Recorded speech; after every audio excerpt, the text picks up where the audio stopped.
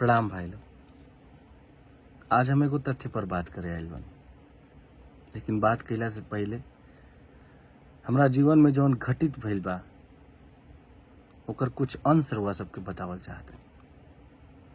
12वीं के परीक्षा प्रथम श्रेणी से पास कइला के बाद दिल में ई आइल कि हम गायकी करी। बहुत मान मनौवल कइला के बाद परिवार से अनुमति मिल पावल कि ठीक बा, जा गाओ बजाओ। फिर हम संगीत के शिक्षा प्राप्त कैनी। फिर बारी आइल एल्बम निकाले के। हमार पापा बनारस में एगो प्राइवेट स्कूल में पढ़ावत रहन और फिर ट्यूशन वगैरह पढ़ा के परिवार के भरण पोषण करत रहन। ऐसन परिवार में एल्बम बनावे खातिर हमनी घरे कहनी कि हमरा पैसा चाहिए। तो हमरा आज भी याद बा, माई हमार मामा के लड़का हवन संतोष तिवारी जी, जौन देहरादून में रहलन, उनका से 20,000 रुपया मंगलस। भैया के बहुत बहुत धन्यवाद कि उस समय में भैया मदद कैलन। फिर हम गईनी कैसेट निकलनी। अब 20,000 में पूरा 8 गाना के ओती घरी कैसेट आवत रहे, तो पूरा ऑडियो वीडियो तो बनी ना 20,000 में। तो ओती घरी हमार साथ और मार्गदर्शन कैलन बड़ भाई सुधीर यादव संगम जी, जौन गाजीपुर के रहे वाला हवन। हमनी के 4-4 गाना के कैसेट निकलनी जा। कैसेट के नाम रहे माई आके रक्षा करी। अब कैसेट तो बन गई। अब मास्टर बा हमनी के हाथ में, मगर उती घड़ी कंपनी से और सब कैसेट मंगावे खातिर 35,000 रुपया लागे कैसेट बनवावे खातिर। तो वो पैसा हमनी फिर रहबे न कैल रहे। फिर हमनी घरे पैसा मांगे खातिर, तो हमरा याद बा भैया, माई हमार जौन घर के खर्चा बर्चा चलावे खातिर पैसा रहे, वो पैसा हमरा के निकाल के देहलस। फिर हम गईनी। अब 35,000 तो रहे ना, हमने फिर बनारसी में लोकले से एगो प्रदीप जी हवन, उनका से कैसेट बनवानी जा। भगवान जाने ओकरा बाद माई हमार घर के खर्चा वर्चा कैसे चलैले हुई। कैसेट बनवा लेनी जा। अब कैसेट के दुकान पर लेके जाई जा तो केहू रखे खातिर तैयारे ना, जे रखे भी तो कहे कि रख दो, जब बिचा जाता आके पैसा ले जा। फिर हमने के का करनी जा कि घूम घूम के नवरात्र के टाइम रहे, हर पंडाल पर कैसेट देवे लगनी जा कि ले जा भैया, खाली बजाए जा, पैसा मत दी जा। ई आलम रहे कि एगो पंडाल वाला तो कलस कि हाँ द कैसेट तार बजाई, मगर ओकरा हमरा के खर्चा पर नहीं देवे के पड़ी। कैसेट बांट देनी जा। जितना पैसा लगा रहे सब डूब गई, 1 रुपया ना आई। फिर हम कौन मुंह लेके घरे अती पैसा मांगे खातिर। फिर हम रहे लगनी हो जे स्टूडियो पे, जौन स्टूडियो से रिकॉर्डिंग भी रहे, गांधी स्टूडियो से। फिर हम मुझे संतोष भैया बहुत प्यार दिलन, मुझे रहे लगनी। राजा भैया मुझे रहन, उनका से सीखी, सेवा करी, बहुत कुछ सीखे के मिलल। फिर वैसे ही पैसा वैसा जुगाड़ के एगो और एल्बम निकलनी जा। वैसे ही साझा में, जना में पवन परदेसी जी भी रहन। एल्बम के नाम रहे देवघर के दबंग भोलेनाथ। वो ना चलल। हताश हो गए नी हम, समझ में ना आवत रहे का करी। फिर एक बार हिम्मत जुटा के घरे आईनी, कहनी कि एगो लोकगीत निकाले के बाद कैसे हूँ पैसा के जुगाड़ हो जाता। फिर हमारे पिताजी कैसे हमरा के पैसा दिलन ये हम बतावल नहीं चाहत, मगर हमरा के पैसा मिलल। हम जाके एल्बम बनैनी, मन माने ना। ऑडियो तो बन गई, लेकिन वीडियो बनावे के पैसा ना रहे। तो उतनी घड़ी मदद कैनी। बनारस के वो बहुत ही टैलेंटेड एक्ट्रेस हैं तानिया जी, उन्होंने हमारा वीडियो फाइनेंस किया। उनका पैसा अब कुछ दिन पहले हमने उनको वापस किया है, लेकिन उस समय पे उन्होंने बहुत मदद किया, इसके लिए बहुत बहुत धन्यवाद। अब कैसेट तो बन गई, ऑडियो वीडियो दोनों बन गई, लेकिन वह काम फिर कि 35,000 रुपया फिर से रिलीजिंग खाती, वो पैसा ना जुट पायल होती घड़ी, और एल्बम वो आज तक ना आयल। फिर अब समझ में ना आवत रहे कि अब का कल जाओ। फिर हम राजा भैया से कहनी जौन वहाँ रिकॉर्डिस्ट रहन गांधी स्टूडियो में, हम कहनी कि हमरा के रिकॉर्डिंग सिखा दो। अब तो आगे पढ़ाई उड़ाई छुटिए गई बा, संगीत की डिग्री बा हमरा भी तक कभी। अब देखल जाए हमरा के अभी रिकॉर्डिंग सिखा दें रुआ के कि हम रिकॉर्डिस्ट बन जाए। ऐसे ही जिंदगी कटे लागल।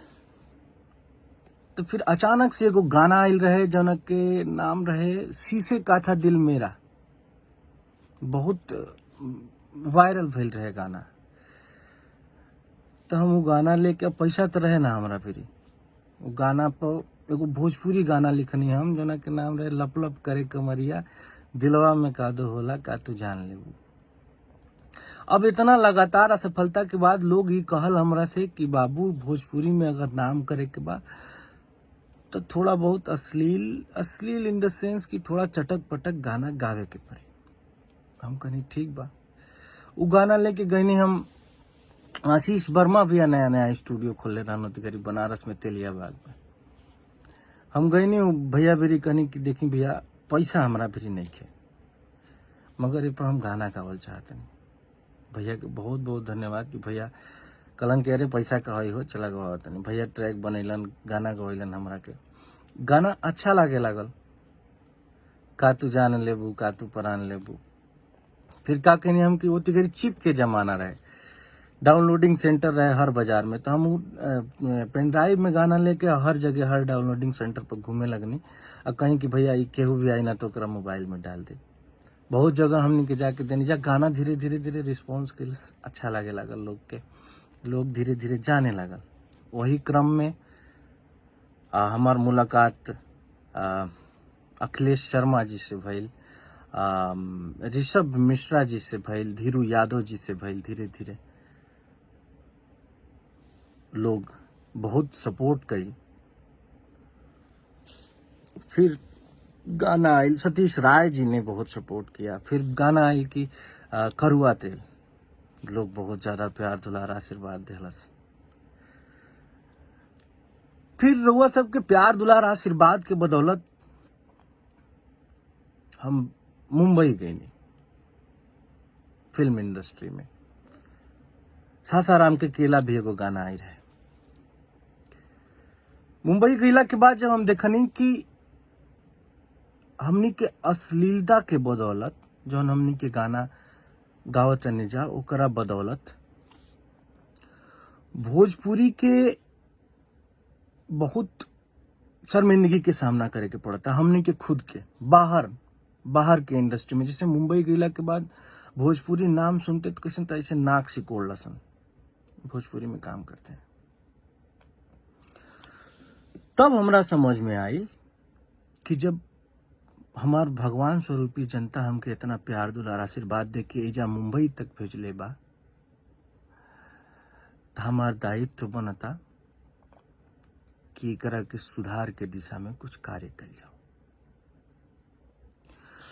ओ दिशा में फिर भैया हमरा मन में इजागल कि हमनी के धीरे धीरे ही क्रमिक ही लेकिन सुधार के आवश्यकता बा। हमनी के गाना बनेनी जा दर्द दिल के एल्बम के नाम रहे। कैसे कि बहुत दिन से कोनो सैड सॉन्ग उती घड़ी जब हमारी दर्द दिल के एल्बम आई रहे उती घड़ी इंडस्ट्री में ना आई रहे। बहुत पहले पवन भैया के एगो गाना आई रहे जौना के नाम रहे पवन की सच्चाई, जौना में गाना रहे सनैया लगावल बहुत बात नहीं खे। ये गाना सुन के हमनी के गावे सीखी जा। तो हमारा ये समझ में आई कि एगो सैड सॉन्ग के पूरा एल्बम कल जाओ। तो जौना के हम नाम रहे दर्द दिल के हमनी के कनी जा, जौना में जाए चंदा तीर हमारा करेजवा के पार हो गई, मुझे दर्दे दिल का पता न था, और बहुत सारा सैड सॉन्ग रहे। यदि छोड़ के तू जइबू ए जान दीवाना तो हर मर जाई हो, नींद अखिया से चैन दिल से जब लुटा जाई, प्यार के गीतिया जुदाई में केहू का गई। ई गाना जब आइल जाए चंदा के स्पेशली बहुत ज्यादा प्यार दुलार आशीर्वाद मिलल। दिल में हिम्मत जागल कि ना बढ़िया गाना भी बाज सकेला, बढ़िया गाना भी चल सकेला। वही क्रम में गोरी तोर चुनरी, अभी मुंह मारो कमैला के वही प्रयास में कहे से कि हम फिर एगो दिमाग में अपना बैठा लेनी कि अच्छा गाना भी देना है और पब्लिक को एंटरटेनिंग गाना भी देना है, जिससे कोई वही सैड सॉन्ग और लव सॉन्ग सुनते सुनते कोई बोर ना हो। तो इसलिए थोड़ा बहुत चटक मटक भी गाना देना है। तो उसी मतलब हमारे दिमाग में बन गया कि सुधार की स्थिति में, सुधार के रास्ते पे हम लोगों को चलना है, खास करके हमको, क्योंकि मैं अपनी जिम्मेदारी ले सकता हूँ। उसी क्रम में गाना मुँह मारो कमैला के अभी एक पूर्वी बयरिया हमारा गाना आया था, मजा मिली नहीं ऐसी न कुलरिया में जौन रानी जौन मजा पूर्वी बयरिया में। भैया लगातार म्यूजिक, यूट्यूब के म्यूजिक सेक्शन में लगातार वो गाना 27 दिन तक ट्रेंड किया। ये प्रमाण है इस बात का कि धीरे धीरे ही सही हम लोग अपने प्रयास में सफल हो रहे हैं। मानसिकता, एक समय पे जब मैं असफल हो रहा था तो मेरे दिमाग में आया कि जब तक मैं अश्लील नहीं गाऊंगा तब तक मेरा कुछ नहीं हो सकता है, मैं नाम नहीं कर पाऊंगा। मैं ये चाहता हूं कि हमारी आने वाली जो पीढ़ियां हैं उनमें ये मानसिकता ना जाए, उनमें ये मानसिकता जाए कि अच्छे गाने गा के वो नाम कमा सकते हैं भोजपुरी इंडस्ट्री में। इसी प्रयास में मैं हूं, आज भी इसी प्रयास में हूं कि अच्छे गानों का बोलबाला हो भोजपुरी इंडस्ट्री में। और हम धीरे धीरे सफल हो रहे हैं हम लोग, और इसके लिए संगठित रूप से प्रयास करना पड़ेगा, हम लोगों को एकजुट होकर प्रयास करना पड़ेगा। आज के डेट में अश्लीलता के खिलाफ बहुत सारा मुहिम मैं देख रहा हूँ। जनता जंक्शन है, दो भाई हैं हमारे, मगहिया जवान करके आईडी है उनकी, हमने देखा उन लोगों ने अश्लीलता के खिलाफ मुहिम छेड़ रखा है, बहुत अच्छा लगा। उन भाइयों ने हमारे ऊपर भी वीडियो बनाए हैं, हमारे पुराने गानों को लेके हमें कुछ अपशब्द भी कहे हैं, लेकिन हमें बुरा नहीं लगा, क्योंकि अगर अच्छाई का श्रेय हम लेते हैं तो बुराई की भी जिम्मेदारी हमें लेनी ही पड़ेगी। लेकिन उन भाइयों से ना इतनी सी थोड़ा दुख लग गया कि वो हमारे पुराने गानों को उठा के हमें अपशब्द तो कह दिए, लेकिन फिर उसके बाद हमारा लक्ष्य नहीं देखे, किस सोच को लेके हम आगे बढ़ रहे हैं, इस बात को वो समझ नहीं पाए। शायद उनकी इतनी समझ नहीं है। फिर भी मैं अपने भाइयों से, और जो भी अश्लीलता के खिलाफ एक मुहिम छेड़े हुए हैं, उन सभी भाइयों से मैं हाथ जोड़ के एक निवेदन करना चाहूंगा कि अगर आप भोजपुरी के अश्लील गानों के ऊपर वीडियो बनाते हैं, उसके खिलाफ बोलते हैं, तो भोजपुरी में जो अच्छे गाने आते हैं उन्हें भी प्रमोट करिए। क्योंकि आप जो वीडियो बनाते हैं भोजपुरी इंडस्ट्री के बाहर के भी लोग देखते हैं। तो अगर आप सिर्फ और सिर्फ अश्लील गानों का ही वीडियो बनाते रहेंगे तो लोग, बाहर वाले लोग क्या सोचेंगे कि भोजपुरी में सिर्फ और सिर्फ अश्लीलता ही है। तो इसलिए आप लोग से कह रहे हैं कि आप अच्छे गानों का भी वीडियो बनाइए, ताकि लोगों को पता चले कि भोजपुरी में अच्छे गाने भी आते हैं। 2 शब्द मुँह मारो कमैला के लिए भी बोलिए, 2 शब्द पूर्वी बयरिया के लिए भी बोलिए। इतना ही रिक्वेस्ट है। बाकी आप लोग बहुत अच्छा कर रहे हैं, और हमारी जनता महान है, हमें जो प्यार देते हैं वो महान है, जिनके प्यार दुलार आशीर्वाद के बदौलत आज हम लोग जो भी हैं सो हैं। ये बदलाव की बयार है, ये बदलाव का समय है। एकजुट के हम लोगों को काम करना पड़ेगा, एकजुट होकर। और आप लोग को मैं बता दूं कि भोजपुरी इंडस्ट्री से बड़ा कोई इंडस्ट्री नहीं है। नियर अबाउट 38 to 40 करोड़ हम लोगों का पॉपुलेशन है।